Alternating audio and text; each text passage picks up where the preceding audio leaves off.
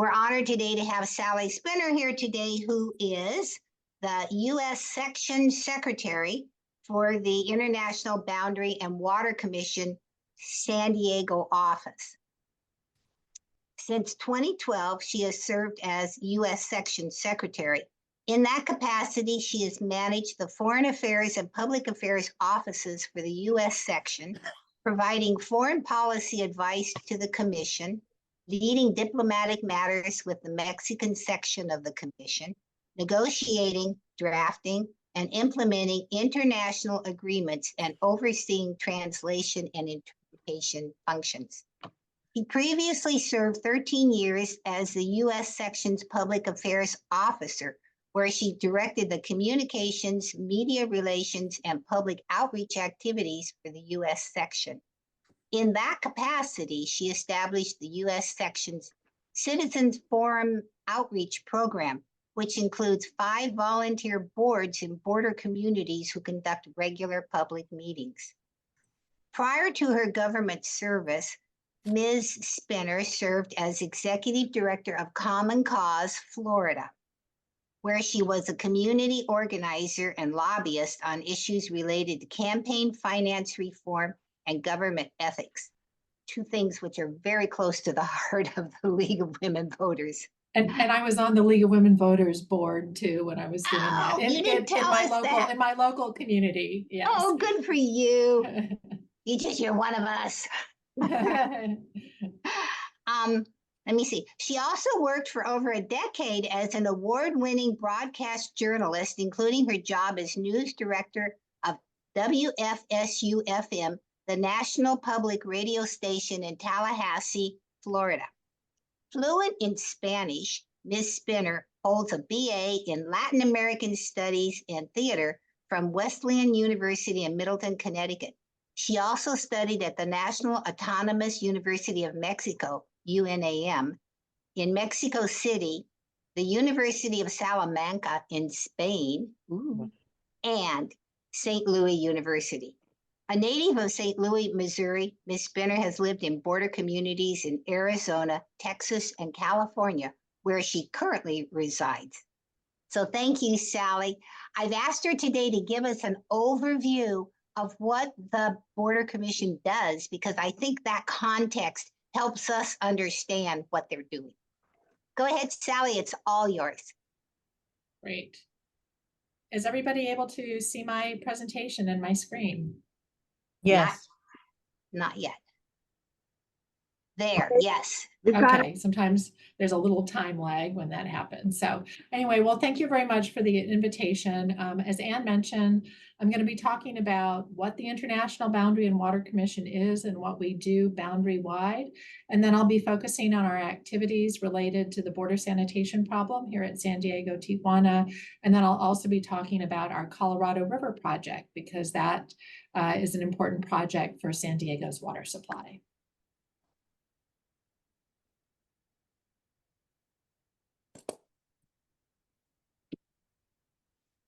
So we talk about the mission of the International Boundary and Water Commission, and we say that we are responsible for applying the boundary and water treaties between the United States and Mexico and settling differences that arise in the application of the treaties. We actually have a United States section, and we're an independent federal commission. My boss, Dr. Maria Elena Giner, is a presidential appointee. And then we have the Mexican section of the commission. And we come together as an international organization, and we kind of have a mirrored structure. So there is a Mexican secretary of the International Boundary and Water Commission, who's my counterpart. We have a Mexican commissioner and principal engineers. We consider ourselves to be a diplomatic and engineering agency. So with regard to boundary, we hear a lot more, I think, about the water issues that we're involved with, but certainly in the early history of the organization, our boundary function was really important. We have various treaties that relate to the establishment of the international boundary. We have moved the international boundary on a number of occasions, and also to figure out where the boundary is when the river moves, right? Rivers make great boundaries, but when they shift due to a flood and there's a new channel cut, how do you determine where the boundary is. And we continued to experience boundary disputes well into the 20th century. So in 1970, we did another boundary treaty, and it says that our commission is the entity that is to maintain the Colorado River and the Rio Grande as the international boundary. Interestingly, the Colorado River forms the border for about 24 miles in a little north-south jog near Yuma, Arizona, and Andrade, California, that neck of the woods. The boundary is the middle of the river channel occupied by normal flow. What if you have a braided channel and multiple channels? It's the one of the greatest average width over its length. We are the agency that determines the official location of the boundary, and we may rectify the channel and stabilize it. We can actually move the boundary if we believe that it is called for and consistent with our international treaties. For example, if the river has shifted and affected the international boundary, we can move it back. So boundary function is an important part of what we do. We demarcate the international boundary. And you can see on the slide on the left, this is a boundary monument. Looks like a little Washington monument. They're about 6 feet tall. We have 276 of them from El Paso, Texas, west to Monument 258, which is the final one at the Pacific Ocean, just a few miles west of where I sit in my office today. And then we also do the demarcation at the ports of entry, and you can see this photograph from the Tecate Port of Entry at San Diego County. So we really started to get into the water business in 1906 with a treaty that divvies up the waters of the Rio Grande at El Paso, Ciudad Juarez. At that point, the river is coming from the United States up north, heading southward, and then it kind of turns to the southeast and becomes the international border. And we deliver 60,000 acre feet of water per year to Mexico. It's used for irrigation in the Juarez Valley. And an acre foot is about 326,000 gallons. The 1944 Water Treaty greatly expanded our responsibilities related to water, actually changed our name. We had been the International Boundary Commission, and we became the International Boundary and Water Commission at that point. It has provisions related to the Rio Grande for the part that's downstream from El Paso, so you get beyond that Convention of 1906 area, and then the rest all the way to the Gulf of Mexico. In that area, most of the flow comes from Mexican tributaries. And so in this part of the river, Mexico delivers water to the United States in 5-year cycles. We are entitled to 1/3 of the water arriving in the river from 6 Mexican tributaries. Mexico gets the other 2/3. There are some other US and Mexican tributaries that are allotted either 100% to the US or 100% to Mexico.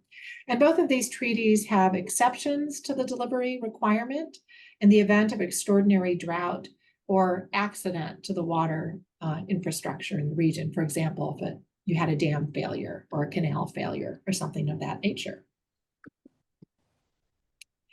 So the treaty also says that we will give preferential attention to the solution of border sanitation problems. And that's really all the treaty says about sanitation and water quality. It also relates to the Tijuana River, and it says that we will perform studies and make recommendations for equitable distribution of the water of the Tijuana River. And actually, we have decided that there was not an interest on behalf of the governments of the United States and Mexico in having an additional agreement to officially divide the waters of the Tijuana River. It's mostly stormwater that's highly unpredictable during the rainy season, and to make recommendations for flood control. And in fact, we did construct an international flood control project for the Tijuana River at the international border. And it starts just to the west of the San Ysidro Port of Entry. For the Colorado River, the 44 Treaty says that the United States will deliver water annually to Mexico, 1.5 million acre feet a year. And again, there is a proportional reduction in the event of extraordinary drought or accident. You'll hear us talk about minutes. The 1944 treaty says that decisions of the commission are recorded in the form of minutes. They are binding agreements of the International Boundary and Water Commission intended to implement treaty, and they take effect once they're approved by the U.S. Department of State and Mexico's Foreign Affairs Ministry. This is a picture of a minute that we signed in early 2022. You may recall there was a COVID spike around the holidays that year. So there we are signing outside in the cold with our masks on. And that's me on the left, the two commissioners in the middle, and my Mexican counterpart on the other side. This shows you where we have offices all along the border, and pretty much wherever there's a US office, there is a Mexican counterpart office in the sister cities. So a lot of it relates to our Rio Grande work. Of course, that's the biggest portion of the international boundary.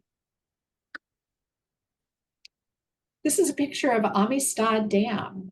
It is one of the larger dams in the United States, and it is an international dam. The border actually goes right down the middle of the dam. The treaty said that we could have up to 3 international storage reservoirs on the Rio Grande. We've only built 2. We don't have any plans for a 3rd. And they both have hydroelectric power plants. This one is at Del Rio, Texas, Ciudad Acuña, Coahuila, Mexico. And the other one is Falcon Heights, Texas, Nueva Ciudad Guerrero, Mexico, roughly halfway between McAllen and Laredo, Texas. The reservoirs provide water supply, flood control, and recreation for both countries. And then the commission also has several smaller diversion dams that we're responsible for. And they divert water into either kind of flood control channels or irrigation canals. This is a picture of our Rio Grande flood control levees. We've had a program to raise and rehabilitate those levees that we've undertaken for about the last 15 years or so. So this is some of the construction of those levees. We also have levees here along the Tijuana River for a couple of miles. We have 3 international wastewater treatment plants, one of which is the South Bay International Wastewater Treatment Plant, where my office is located, right along the border and right along the Tijuana River. It treats Mexican sewage to U.S. standards. We have another plant that's known as our Nogales International Wastewater Treatment Plant. It is located in the United States, and it treats wastewater from both Mexico and the United States. Interestingly, the United States is downhill from Mexico in both of those communities, which is why the plant is located in the United States. And then we also have an international plant in Nuevo Laredo, which is across the river from Laredo, Texas, and it treats Mexican sewage to U.S. standards before discharging the treated wastewater into the Rio Grande. So that was my agency overview, and now I'm going to focus on some of the activities that we're involved with in San Diego, Tijuana. So this is an overview map that helps to explain the infrastructure that we're dealing with at the border and some of the challenges.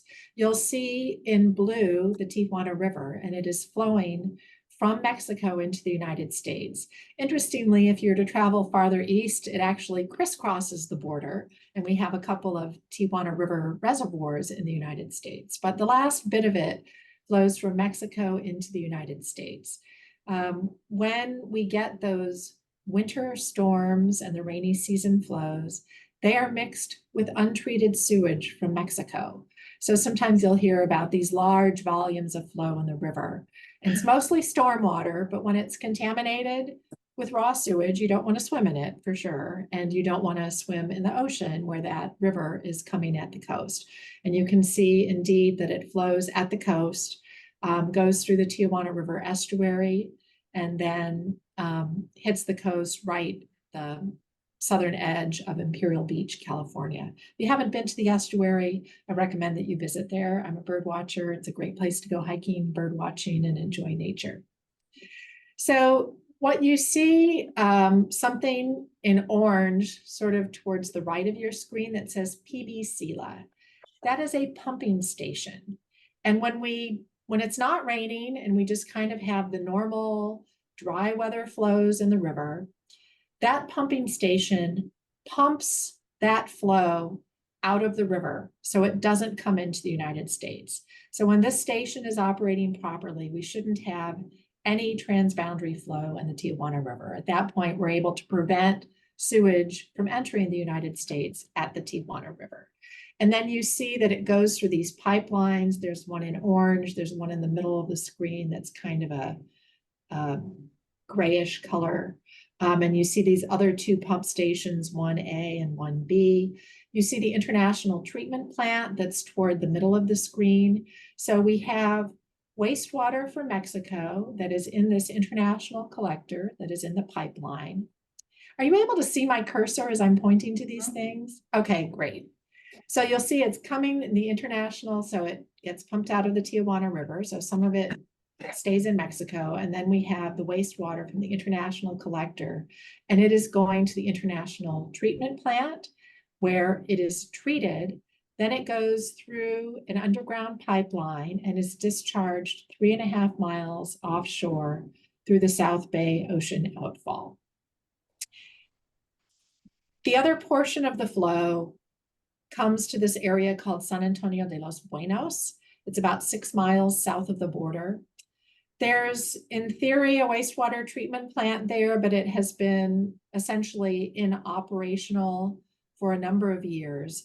So what you have is basically a large creek of sewage that is discharged with practically no treatment to the ocean, 6 miles south of the border. What happens is certain times of the year, particularly in the summer when people like to be at the beach, the currents tend to flow this way. And that is when we tend to get the contamination, sometimes all the way up into the Coronado area. But the more frequent source of contamination on the beaches in Southern California is from the Tijuana River, and especially during those rainy season flows. So that's kind of an overview of the infrastructure that we're dealing with. So we've had a particularly challenging period of time for almost 2 years now, 1.5 years, almost 2 years, where we had a rupture of one of those pipelines in Mexico. You can see this is sewage shooting up. This dark thing in the background is the border fence that's in the United States. And this is just a little bit to the west of our international wastewater treatment plant.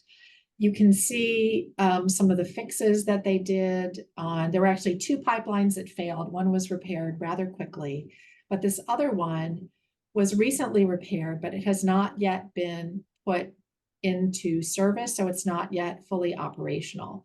And so this has meant that we've had more sewage in the Tijuana River since summer of 2022, and we've had more sewage being treated or flowing into the South Bay International Wastewater Treatment Plant. Another challenge that we've had, you know, that hurricane, it was technically a tropical storm by the time it hit San Diego, but we had that hit late summer of last year. It flooded the headworks. This normally should be dry. This is at our international wastewater treatment plant. It clogged and damaged pumps, and it exceeded the plant capacity. So we had wastewater spills that we could not contain and hold back associated with the storm and the damage that we had from that. So what happens when we get too much wastewater coming into our international wastewater treatment plant? We exceed our permit. Not only are we exceeding the volume of sewage that we are permitted to treat, we are not able to treat it up to standard because our system is overwhelmed and not designed to treat such a large volume of sewage. We have trash and sediment that clog our infrastructure. It causes excessive wear and tear on the plant, and it just overloads it. So this is our primary sedimentation tank.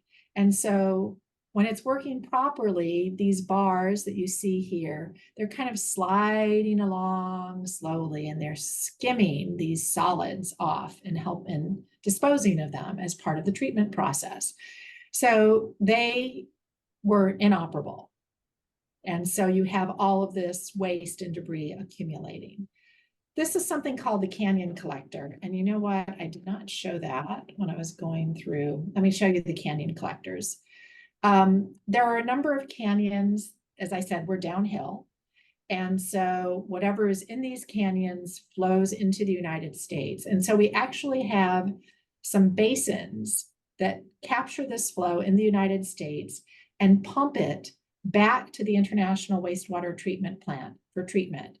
However, when these canyon collectors are overwhelmed, it overflows them, and this waste and debris just flows into the Tijuana River. And so you have all sorts of problems with trash and sediment and debris where it is exceeding the canyon collectors. So I wanted you to understand that, because this is the Smuggler's Gulch Canyon collector. And so you can see how with the high flows, it became overwhelmed with sediment and debris. Normally, this is several feet deep. When it's clogged with sediment and debris, it's not able to hold the wastewater, and we can't pump it back for treatment. It just kind of flows out into the Tijuana River area. So we completed an assessment of our South Bay International Wastewater Treatment Plant last year. It was put online in the 1990s, so it's coming up, it's almost 30 years old, because we are planning to expand the treatment plant, and we wanted to assess what the current condition is of the existing components of the plant before we start expanding it. So what this study showed was that about 36% of the plant's components need immediate attention. They have outlived their service life and need to be replaced or need to undergo significant rehabilitation. So basically everything that's in red and orange on this table. So I've outlined a lot of problems that we're experiencing, but I also want to share with you that there are solutions, and we are in the process of implementing those solutions. We have repairs that are already underway to achieve permit compliance by August of 2024. I showed you that primary sedimentation tank that was full of gunk.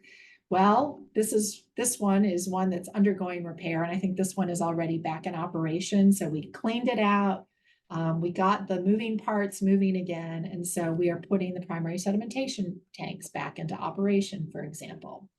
We have redirected $31 million of our agency funds just to this plant to try to prioritize some of the needed work.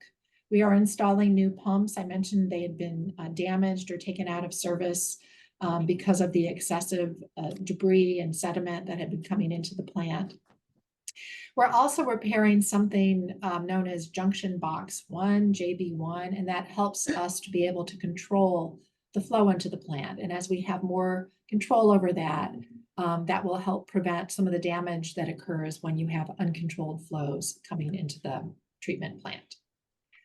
So we identified a lot of these solutions, not only for our plant, but the international solutions as well, through an agreement that we signed in 2022. It's known as Minute 328. And the minutes are actually numbered sequentially. So they go back many, many years, and we're at number 328, or we were in 2022. We just signed Minute 330, which I'll talk to you about shortly. Anyway, it provides for about $500,000 in investment in sanitation infrastructure at San Diego, Tijuana. We are expanding the South Bay International Wastewater Treatment Plant so we can treat more wastewater coming from Mexico. A new treatment plant is being built in Mexico, and you can see this is the groundbreaking that they had in January, and that treatment plant is expected to be finished later this year. Pump stations are being rehabilitated in Mexico. They're replacing some of those sewer pipelines because we've had a number of pipeline failures, not just the one in 2022, but periodically, although that one was really a bad one. There's also phase 1 of an effluent reuse project for treated wastewater that is coming from some other treatment plants in Mexico. And when these projects are all completed, we expect that it will reduce the untreated flows to the coast by 90%. So that will be a significant improvement. Well, at that point, we'll primarily have the flows from the Tijuana River during the rainy season. So for the South Bay International Wastewater Treatment Plant expansion, the procurement process is underway. And we expect to award a design build contract by summer of 2024. We are going to be doubling the plant's treatment capacity. The nice thing about the way that we're doing this design build project is we don't have to wait until it's designed to then start building it and then complete construction of everything and then turn on the switch. We're going to be able to activate different components of it incrementally as it is being constructed. So we will see incremental improvements over time. The cost of it is about $600 million plus or minus 30%.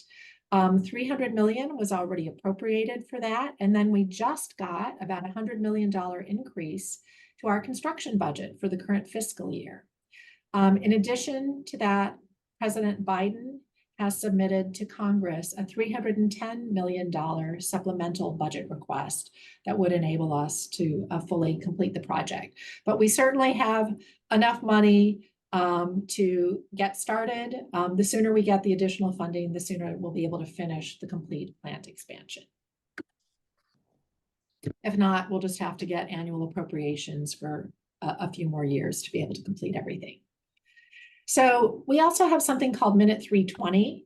And that was a minute that we signed about 9 years ago, and it provides for binational cooperation to address conditions in the Tijuana River watershed, focusing on primary priority areas of water quality, sediment, and solid waste. In fact, we had some of our sediment experts were out at the office today discussing some of the activities that they are interested in pursuing under Minute 320. Also, one of our successes is we have a water quality monitoring program that we're going to be doing. We did a water quality study a few years ago, and now we're doing another one focused on some other areas. We talk about the debris and the trash. This is some of the trash that accumulated after that big storm we had in January of this year. We've had our crews out here. Most of our employees are based in Texas, so we brought crews in from a couple of our Texas offices, and they have cleaned up and removed this debris, and we have a really dramatic improvement in that condition. And this is along Dairy Mart Road, not far from I-5. So now I'm going to talk a little bit about our Colorado River activities. We signed a minute in 2017 that covers U.S. Mexico Colorado River cooperation for the period of 2017 through 2026. We had a couple of other minutes prior to that were shorter in term or more narrow in focus. But this is the main one that we're dealing with at this time. It provides for over $30 million in investment from the United States, including water agencies in the United States, in water conservation in Mexico.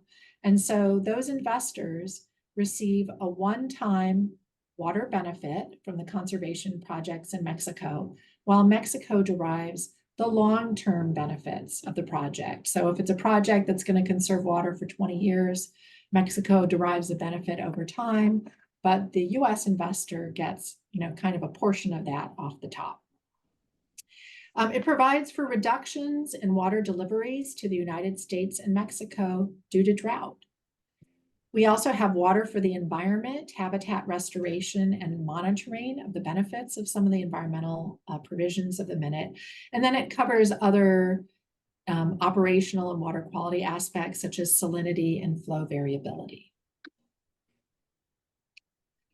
So after we did this minute, a couple of years ago, there were some very alarming forecasts for the Colorado River that showed the potential for Lake Powell and Lake Mead, which is where Hoover Dam is, reaching critically low elevations that had not really been a likelihood in the forecast that we had done, in 2015, 2016, as we were preparing for Minute 323, which was signed in 2017.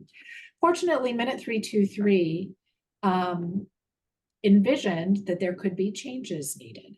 So Reclamation, which is an agency of the Department of the Interior, which is the Western Water Manager and what we call the Water Master for the Colorado River or the Lower Colorado River, said that this was the worst 22-year drought in 1,200 years. Forecasts showed the possibility of reservoir levels dropping so low that they might not be able to even release water out of some of the major reservoirs, and that the existing domestic guidelines in minute 323 would be insufficient if those dire forecasts came to be.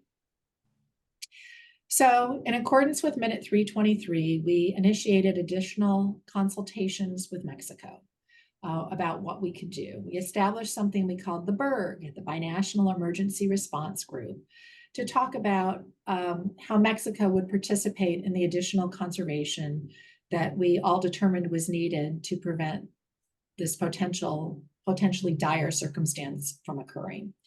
Our negotiations concluded with minute 330, which entered into force in April of 2024. So what does it do?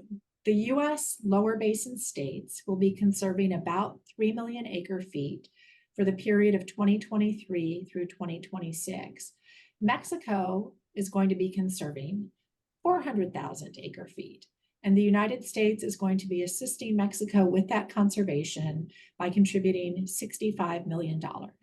The United States government is also funding a whole myriad of water conservation projects in the United States in the Colorado River Basin.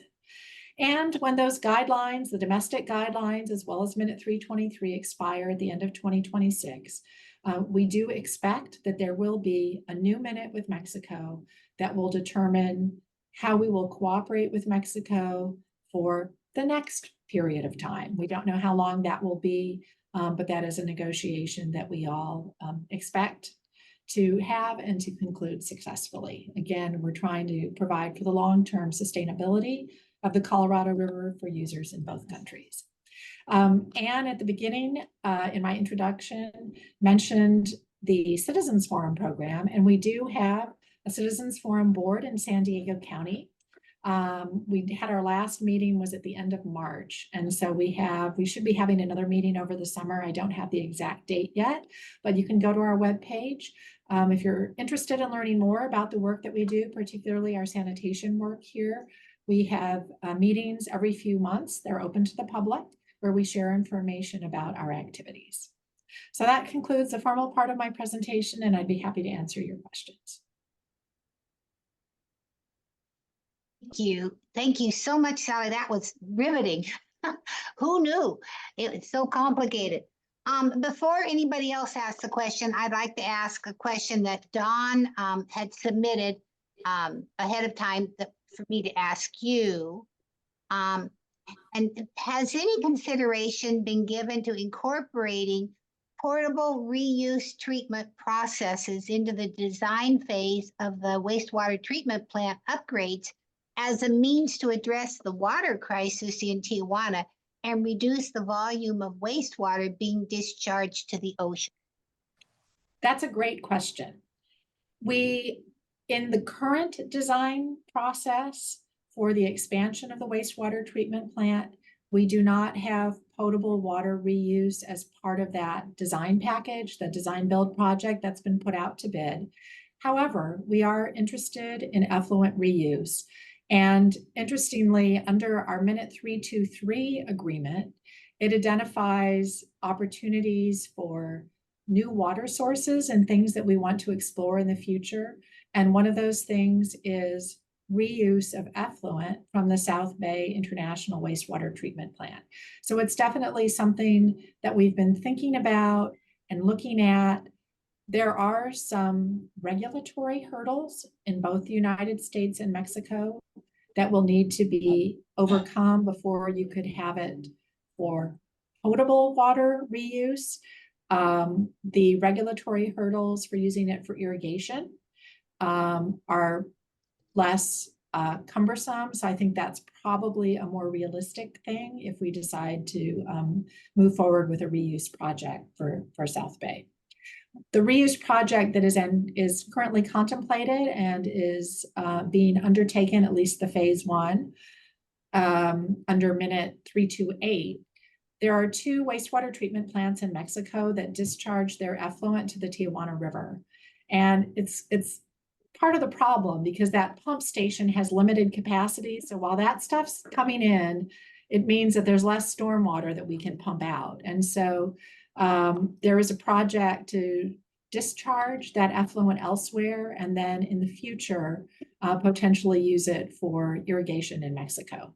So that is another reuse project that's being considered. Thank you. That's something that's near and dear to our heart because one of the things we're watching is the Pure Water San Diego project too. That's something else that we're very keen on. It seemed logical that we would ask you that question. Does anybody have any questions? Because if, Kathleen. And you maybe explained it. Who, like say on the international dams and the international sewage treatment plants, how is that paid for? Like do the two countries have like each provide equal amounts to the cost, or is it proportional? Yeah, that's a great question. It varies by project. For the international dams, we determined the amount of reservoir capacity that would be allotted to each country. And I think in Amistad, it's like 54% to the US and 46% to Mexico. It's 50 something, 40 something. And so based on that, that's how we divvy up the costs, right? Okay. So that's for the dams, the international dams. So for the South Bay International Wastewater Treatment Plant, Mexico had originally proposed to build a treatment plant in Mexico to treat to Mexican standards. And so when we built this project, and we're conceiving of it in the late 80s and into the 1990s, we said, let's build it in the United States and treat it to US standards. So Mexico's share of the construction cost was what it would have cost Mexico to build a Mexican plant in Mexico. And then their share of treatment costs, because they do contribute to the operation and maintenance of the plant, is what it would cost to treat wastewater in Mexico. So it's based, I think we say it's based on the Mexican economy, for example. Their labor costs are less than ours, for example. So right. That's how we contribute. But the projects, those are just kind of some of the different ways that we come up with equitable cost shares for projects. That sounds fair. Does anybody else have a question? Oh, Mary Lou. Yeah, thank you. Sorry, I have to start my video.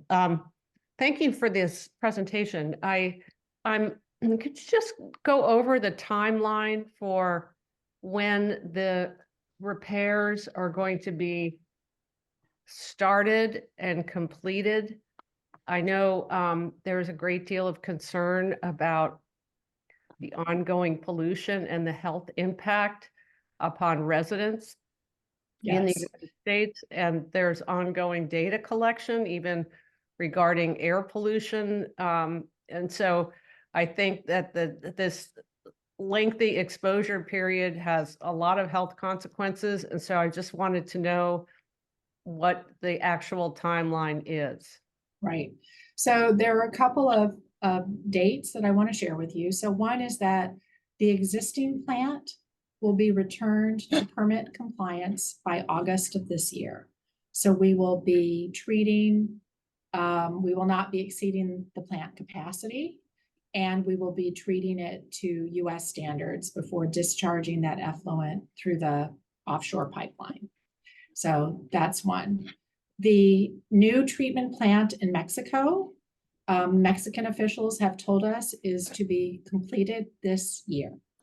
So that's another important deadline. So there will be, instead of having this river of raw sewage going in at Mexico, there is going to be treatment.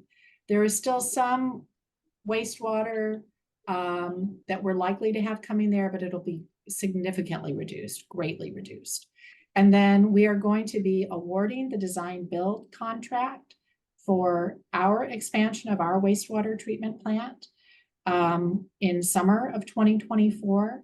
And as I said, we will be seeing incremental improvements as that project is undertaken.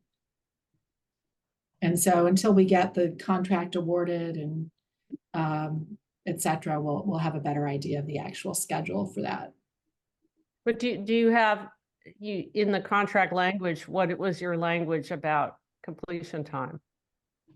I know that it's dependent on the funding, right? I know that that is a significant part of it, because if we do not have the full amount of funding up front, then we'll have to wait on annual appropriations. And it just depends how much we get each year before we're able to complete the full expansion. But as I said, we'll be able to operate it and start improving treatment and expanding treatment incrementally based on available funding.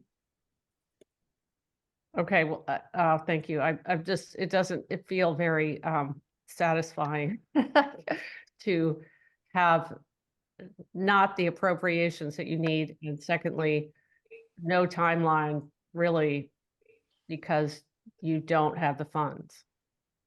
We definitely have the funds to begin construction and construct an expanded plan. The question is, how much can we expand it and how far can we get? Our intent is to double the capacity, and we'll get there eventually, right? I don't know. That's the question. Yes, yes. Yeah, I mean, based on, our annual construction budget, even if we weren't, even if we didn't get a huge chunk of funding specifically for this, based on our annual construction budget, you just map out over time how much you would need. But I will say, we got a significant increase in our construction budget this year. The president has requested additional funding. So there's definitely a lot of interest, and there has been successful action on the part of the San Diego congressional delegation and the California congressional delegation to boost the funding. So Sally, could you clear up the asset management question? Originally, one of our members, Dawn, did read the GAO's 2022 audit. And at that point, she reported to us that there was no asset management program. But when I read this recent article of the interview with Commissioner Geiner, is that pronounced correctly? Geiner? She actually pronounces it Hiner. Geiner, okay. Commissioner Geiner, she specifically talks about an asset management program. So does that mean that there was no asset management program, but now there is an asset or there's going to be, or what is the status of that? Yes, that is one of our commissioner's priorities. Yeah. And so we're kind of in the early stages of developing that. But the intent is, and you think about the wastewater treatment plant, you'll have every component will have some sort of a schedule. So you'll know, it's sort of like your car, right? You need to change your oil every few thousand miles. You need to change your tires every X thousands of miles. You need to change your windshield wipers, right? All of those components, not just of our wastewater treatment plant, but other types of infrastructure that we maintain, will be under this asset management plan. So we have a well-coordinated and organized system to assure that we're providing the adequate maintenance that is needed, and or to justify budget requests to ensure that we can perform the adequate maintenance. I think that we all agreed it sounded like an incredibly important thing to be doing, and I'm glad that you're doing it. But I don't know why it wasn't done in the beginning. That seems. Yeah, it just wasn't done systematically, right? I mean, you kind of had bits and pieces here of the individual offices, and supervisors, had their piece of that, but we did not have a comprehensive and well organized plan for doing that. And one other question that I have is, in the future, you worry about water and boundary issues, but do you worry about sanitation, but do you not worry about potable water issues too? Is that not part of your charge?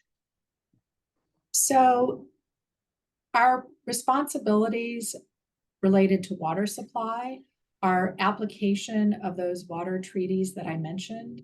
So we, for example, are able to tell the state of Texas in our two international reservoirs on the Texas-Mexico border, X number of acre feet are under U.S. ownership. Therefore, the state of Texas determines how to allocate that water among Texas users downstream. Likewise, for the Colorado River, we make sure that we deliver the proper amount to Mexico, and then Mexico determines how it divvies up that water among different users in Mexico. So we don't treat to potable water standards. We're sort of like a step or two back from that type of service provider. I understand. So it's a responsibility of the state where the water ends up to be used. Is that? Yes, or the local water utility, right? We determine the understand. national ownership of the waters. And but then sort of portable water treatment is somebody else's responsibility. I'm turning that off. I'm sorry. That makes sense, I guess. But it would seem to me that Mexico would be very concerned about that, about the availability of water that would be drinkable because of their population on the border. Is that something that they're concerned about? Yes, of course, and both countries are. But here's a little interesting fact that you may not be aware of. For surface water supplies in the western United States and northwestern Mexico, about 70 to 80% is used for irrigated agriculture. Yeah. So it's a much smaller percent that actually goes for potable water use. And so after that, let's say 25% is not ag, some part of it is for mining or industry, but the amount that's actually used for potable is a relatively small percent of the total surface water. Well, except that millions of people need it. Yes. That's yes, the dilemma, indeed. isn't it? Yes. Okay. Are there any other questions? I want to thank you, Sally. This has really been interesting. I had no idea, and I really appreciate you coming. And let's give her a hand and thank her very much. Oh, Connie has a question. Connie, go ahead. Yes, Sally, can we have a copy of your slides? Yes. Yes, I will send them to Anne and Nancy. Thank you. I was going to ask you that, and then I forgot. Thank you, Connie. And Sally, I belong to other water groups, as does Anne. Could we provide them with a copy of this tape? Yes. Good. Thank you. Thank you. Excellent. Okay, that's Thank it. Sally, you're off the hook. Thank you so much for coming. We really appreciate it. You're welcome. Thank you for the opportunity. Oh, hey, anytime, believe me. So Sally. we're going to move on now, and thank